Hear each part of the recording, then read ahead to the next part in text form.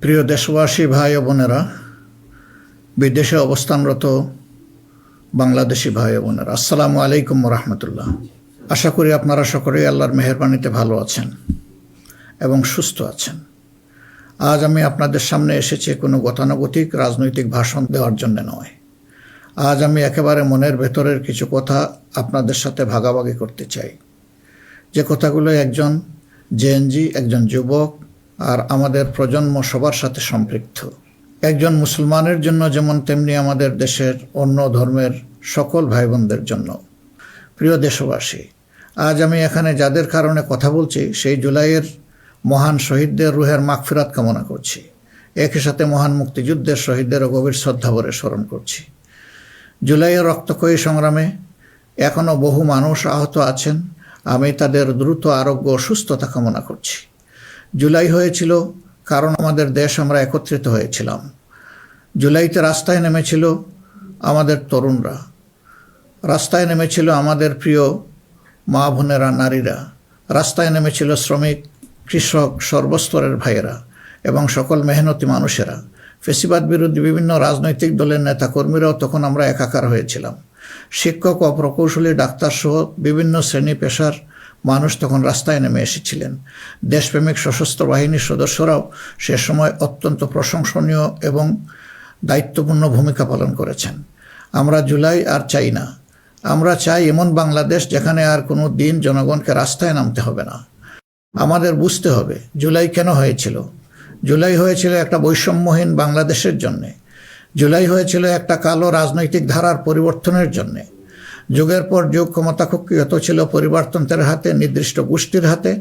সেখান থেকে মুক্তির জন্যে বিশেষ করে 2009 সাল থেকে জাতির উপর এমন এক শাসক গোষ্ঠী চেপে বসে যারা মানবাধিকার, ভোটাধিকার সহ সকল গণতান্ত্রিক অধিকার কেড়ে নেয় এবং গণতান্ত্রিক প্রতিষ্ঠানগুলোকে ধ্বংস করে ফেলে।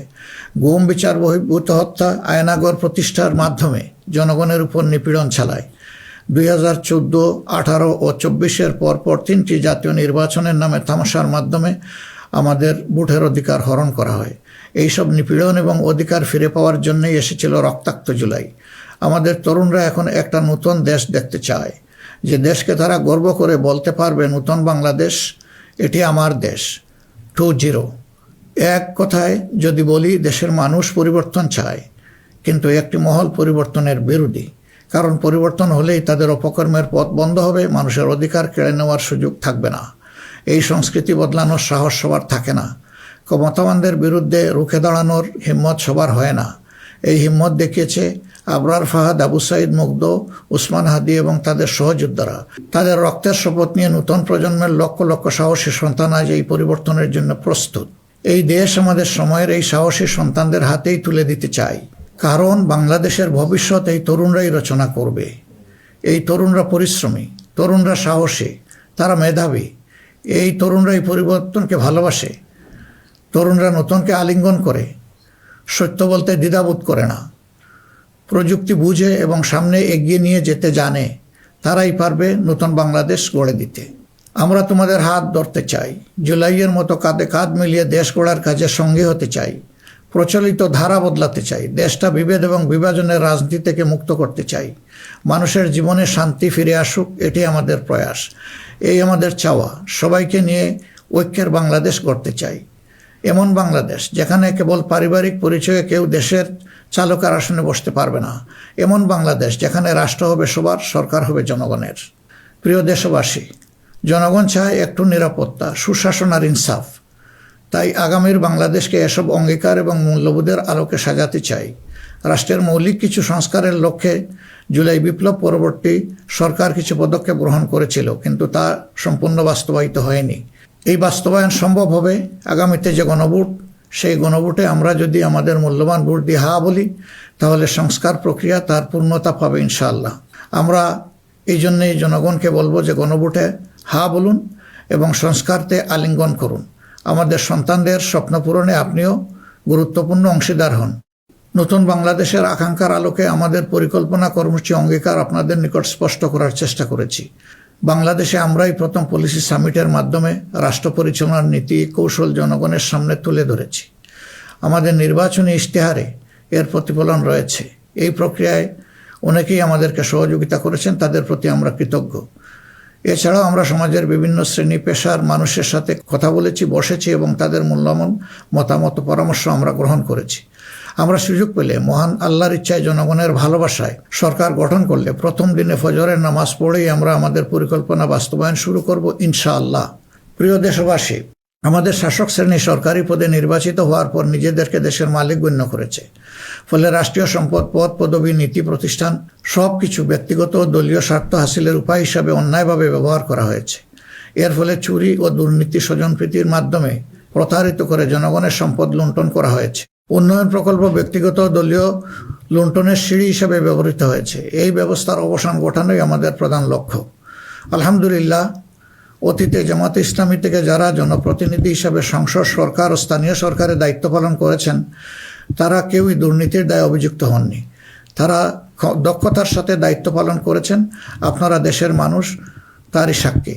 প্রিয় দেশবাসী, আগামী জাতীয় সংসদ নির্বাচন জাতিকে একটি নতুন স্বপ্নের দিকে নিয়ে যাওয়ার এক মহা সুযোগ হিসাবে এসেছে। যেসব সমস্যা আমরা বিগত দিনে সমাধান করতে পারিনি, যে লুটেরা গোষ্ঠীকে আমরা নিয়ন্ত্রণ করতে পারিনি, সেসব সমস্যার সমাধান এবং লুটেরা গোষ্ঠীর নিয়ন্ত্রণের সুযোগ হচ্ছে আগামী নির্বাচন। তাই জনগণকে ঠিক করতে হবে, আমরা আমাদের নিজেদের জন্যে, আমাদের তরুণ প্রজন্মের জন্যে, আমাদের নারীদের জন্যে, বয়স্ক মানুষের জন্যে, প্রান্তিক জনপদের জন্যে, শ্রমিকের জন্যে, উদ্যোক্তাদের জন্যে কোন বাংলাদেশ চাই। আমাদেরকে প্রশ্ন করতে হবে, আমরা কি সমাজে শৃঙ্খলা প্রতিষ্ঠা করতে চাই? আমরা কি নিয়ম নীতি শান্তির রাষ্ট্র প্রতিষ্ঠা করতে চাই? আমরা কি উন্নত দেশ হতে চাই? আমরা কি শোষণ, জুলুম, দুর্নীতি, চাঁদাবাজ মুক্ত রাষ্ট্র চাই? আমাদেরকে ভাবতে হবে, আমরা কি রাষ্ট্রীয় প্রতিষ্ঠানকে জবাবদিহিতার আওতায় আনতে চাই?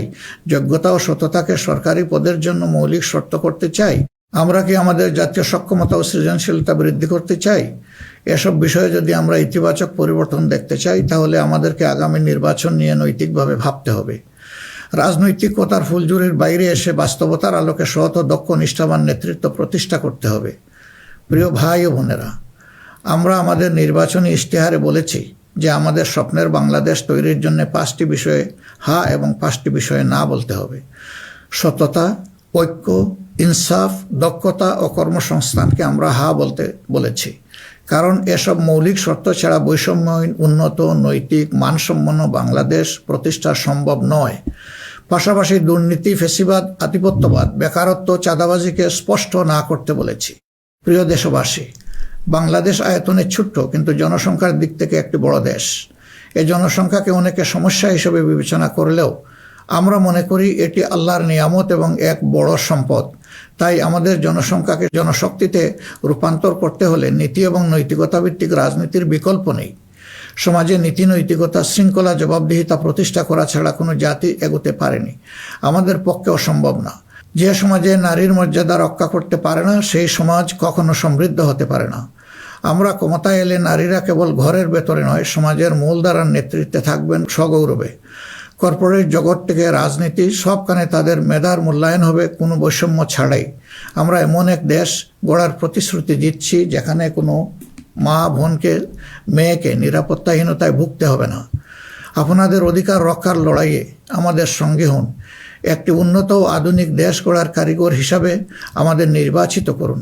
প্রিয় দেশবাসী, আমরা মনে করি সমাজে ন্যায় বিচার ও ইনসাফ প্রতিষ্ঠা করতে হলে সকলকে মর্যাদা দিতে হবে এবং সকলের মানবাধিকার সুরক্ষা করতে হবে। সকল পরিচয় নির্বিশেষে আমরা অঙ্গীকার ব্যক্ত করছি যে একটি মানবিক উন্নত দেশ গড়ার জন্য দলমত নির্বিশেষে সকলের মান, ইজ্জত, অধিকারের সুরক্ষা দিব ইনশাআল্লাহ। এই বাংলাদেশ মুসলমান, হিন্দু, বৌদ্ধ, খ্রিস্টান সবার। কেউ ভয়ের সংস্কৃতির মধ্যে বাস করবে না। যদি কেউ ধর্মীয় পরিচয়ের ভিত্তিতে আঘাত করার চেষ্টা করে, আমরা অতীতের মতো ভবিষ্যতেও তা প্রতিরোধ করব।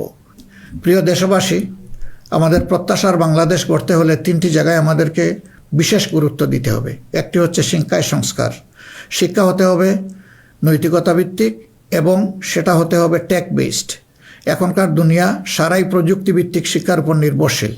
আমরা সেই শিক্ষা থেকে বঞ্চিত। আমাদের সন্তানদের হাতকে আমরা দক্ষ কারিগরের হাত হিসেবে গড়ে তুলতে চাই এবং তাদের হাতে হাতে আমরা কাজ দিতে চাই। আমরা কোনো বেকার ভাতা তাদেরকে তুলে দিতে চাই না। দ্বিতীয় জায়গাটা হচ্ছে বিচারাঙ্গন। ন্যায় বিচার সমাজের প্রতিষ্ঠা হলেই কেবল আমরা আমাদের প্রত্যাশার বাংলাদেশ গড়তে পারব। অন্যথায় দুঃশাসন এবং দুর্নীতির কণ্ঠ রোধ করা মোটেই সম্ভব হবে না। অতএব বিচার বিভাগকে আমূল ঢেলে সাজাতে হবে। সেখানে অবশ্যই সৎ, দক্ষ এবং কমিটেড যে সমস্ত লোকেরা আছেন তাদেরকেই বিচারের আসনে বসাতে হবে। তৃতীয় জায়গাটা হচ্ছে আমাদের অর্থনীতি। এই ভঙ্গুর অর্থনীতি নিয়ে দেশকে আগানো সম্ভব নয়। সুতরাং অর্থনীতিতে ব্যাপক সংস্কার সাধন করতে হবে। বিশেষ করে ব্যাংকিং সেক্টর এবং অপ্রাতিষ্ঠানিক যে সমস্ত খাত রয়েছে সেই জায়গাগুলোতেও আমাদেরকে প্রাতিষ্ঠানিক ও অপ্রাতিষ্ঠানিক খাতে আমাদেরকে হাত দিতে হবে। আমাদের ব্যবসাকে করতে হবে বিনিয়োগ বান্ধব। বিনিয়োগ বান্ধব হলেই দেশে কর্মসংস্থান তৈরি হবে এবং আমাদের বেকারত্ব দূর হবে। এই তিনটা জায়গায় আমাদের গুরুত্ব দেওয়া ছাড়া কোনো উপায় নেই। আমরা আশা করব দেশবাসী আমাদেরকে তাদের মূল্যবান ভোটের আমানত সমঝে দিয়ে আমাদের দেশকে প্রত্যাশার আলোকে গড়ে তোলার ক্ষেত্রে আমাদেরকে সহযোগিতা করবেন। সম্মানিত উলামায়ে কেরাম, একাধিক ধর্মের এ দেশ মুসলমানগণ সংখ্যাগরিষ্ঠ। তাই মুসলমান হিসাবে এটি আমাদের দায়িত্ব যে সমাজে ন্যায় বিচার ইনসাফ প্রতিষ্ঠা করা এবং সকলকে সুরক্ষা দেওয়া। এগুলো ইসলামের শাশ্বত আদর্শ। সকল মানুষের মৌলিক অধিকার নিশ্চিত করা আমাদের কর্তব্য। আল্লাহ তাআলা স্পষ্টত বলেছেন, ইন্নাল্লাহা ইয়া'মুরুকুম বিল আদলি ওয়াল ইহসান ওয়া ইতাই যিল কুরবা ওয়া ইয়ানহা আনিল ফাহশাই ওয়াল মুনকারি ওয়াল বাগয়। আমাদেরকে স্পষ্টভাবে আল্লাহ এই নির্দেশ দিয়েছেন। এ দায়িত্ব আমরা সকলে মিলেই পালন করব। তাবলিগি জামাত সহ ধর্মীয় মহলের ভাইদের প্রতি আমাদের আহ্বান, আপনারা দিনের জন্য যে মেহনত করছেন, দেশ গড়ার কাজেও আপনারা আমাদের সাথে গুরুত্বপূর্ণ ভূমিকা রাখবেন বলেও আমরা গভীরভাবে বিশ্বাস করি। আমরা অঙ্গীকার করছি ভবিষ্যতে কেউ আপনাদেরকে অন্যায়ভাবে বিভিন্ন বিশেষণের ট্যাগ দিয়ে নির্যাতন করার সুযোগ পাবে না। বিচার বহির্ভূতভাবে আপনাদেরকে আর হত্যা করার দুঃসাহস কেউ দেখাবে না। আমরা জানি অতীতে আপনাদের কোনো মানবাধিকার ছিল না। এ অবস্থার পরিবর্তন ঘটানো হবে নতুন বাংলাদেশের অন্যতম প্রধান লক্ষ্য। জাতীয় নীতি পদ্ধতিতে আপনাদের আনুষ্ঠানিক অবদান ও ভূমিকাকে জোরদার করা হবে। আন্তর্জাতিক মহল যারা আমাদের পরীক্ষিত পরিচিত বন্ধু, তাদের সাথে আমাদের সম্পর্ক হবে সমমর্যাদা এবং সমতার ভিত্তিতে। আমরা অন্যের ভৌগোলিক অখণ্ডতাকে সম্মান করি এবং শ্রদ্ধা করি, তেমনি সকল দেশের সাথে বন্ধুত্ব প্রতিষ্ঠাকে অগ্রাধিকার দেব।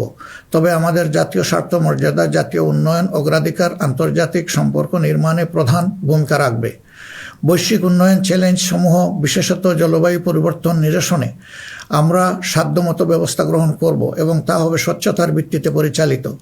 নিপীড়নের শিকার হয়ে আশ্রয় নেওয়া রোহিঙ্গা জনগোষ্ঠীকে তাদের নিজ দেশে নিরাপদ এবং সম্মানজনক প্রত্যাবর্তনের জন্য সব ধরনের কূটনৈতিক তৎপরতা জোরদার করা হবে ইনশাআল্লাহ। প্রবাসী ভাই ও বোনেরা, জন্মভূমি থেকে 1000 মাইল দূরে অবস্থান করেও জুলাইয়ের অভ্যুত্থানে আপনারা গুরুত্বপূর্ণ ভূমিকা রেখেছেন। জেল জুলুমের শিকার হয়েছেন, ত্যাগ স্বীকার করেছেন।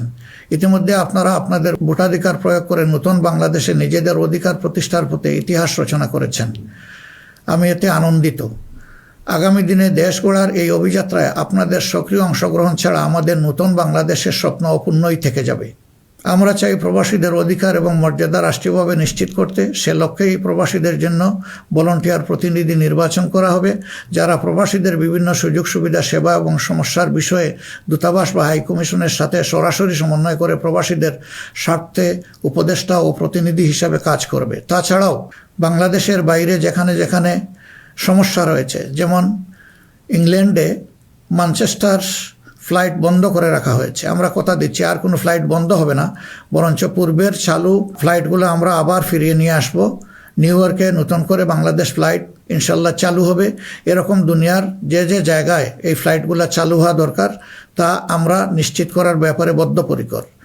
দেশ আর পিছনের দিকে যাবে না, দেশ এগিয়ে যাবে সামনের দিকে ইনশাআল্লাহ। প্রবাসী ভাইয়েরা যখন বিদেশে মৃত্যুবরণ করেন তখন অত্যন্ত অসহায় অবস্থা, তাদের লাশ উপেক্ষিত হয়। আমরা কথা দিচ্ছি যারা আমাদের রিমিটেন্স যোদ্ধা, তারা আমাদের গর্বের ধন।